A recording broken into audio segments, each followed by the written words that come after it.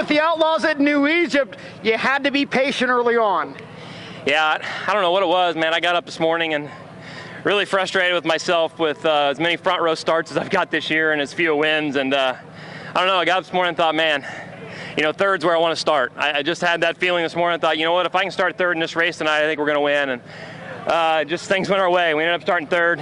Man, them guys were good, Greg and Mark. And I'm just going to take lap traffic to, slow them up to, make the racing get pretty good. And luckily, I thought the top was going to come in. I told Cale right before the A-Man, I said the top's going to be the fastest way around 1 and 2 at some point in this race. I just don't know when.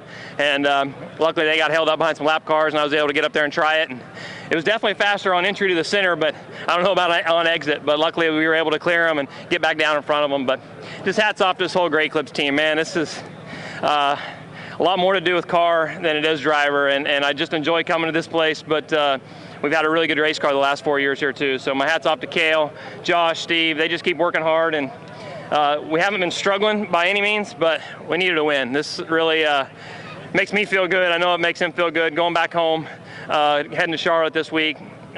We've just had some really bad finishes that hopefully this can erase that and we can get on a little bit of a better streak of just being consistent and running up front. That late caution flag with 4 laps to go, did you have any idea that Greg Hodnett was actually reeling you back in? He was really close. Yeah, I felt like I was struggling at that point of the race. I wasn't sure if I wanted to see the yellow or wanted to see it keep going. A couple lap cars held me up, but I was hoping they were holding him up as well. But he's a good race car driver, and I was worried about him all night long. He understands this place too. He doesn't run here very often, but I've watched him make enough laps here that he knows the line and knows how to get around this place. So I was definitely concerned about him and know that I had to hit my marks and do everything right if I was going to hold him off. But I didn't feel like I made those last 4 laps. I didn't really feel like I made any of them very good. So I wasn't breathing real easy until I saw him throw the checkered. So glad to get the win. Great effort by this whole Great Clips team. Just got to thank Curb Records, Sage Fruit.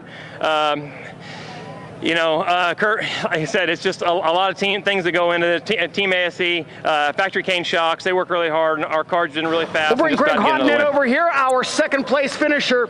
Greg, you led early on. He got by you and pulled away, but then late in the race, you were reeling him back in. How disappointing was it to see that late caution? A little bit, because he definitely was better than us in traffic. I was kind of glued to the bottom 1 and 2, and he got motored around the top, and I just didn't go up there until he passed us. And then once I realized, hey, there's a whole another racetrack to run on, we moved up, started running some different lines. But like I said, we kind of caught him in traffic again and passed a couple lap cars, and just kind of needed to keep running. He was definitely the faster car. We just needed him to slow down just a little bit through some lap traffic. Once you caught traffic there around the midpoint of the race, does the second place driver have an advantage being able to choose just to go where you're not? Well, I think it might be an advantage to see what I'm doing and how when I'm watching other cars like lap cars and seeing where they're running, I can see them get loose, where they're getting loose, how they're acting, and then he can see what I'm doing also. So I think it's an advantage in one way, but for us to have the lead and give it away, it's very disappointing. We did the same thing Friday to Lance, and we're just a little tick off, and I just got to do a better job, and hopefully we can do that and get the opportunity. Strong second place finish here for Greg Hodnett in the Eagle Steel number 27, and we'll bring over Mark Smith in the Mach 1 chassis number M1. Mark, very strong run for you. Your first appearance with the Outlaws all season, and you're on the podium. Yeah, it's real good. I was hoping to come down here and just get a top 5, and heck, we're top 3. We're up here on the podium. It's real good for Mach 1 chassis and CSI shocks. Talk about your battles, especially late in the race. It seems like you were trying to hold on to that third spot there in traffic. A couple guys got alongside you, but you were able to fend off the charge.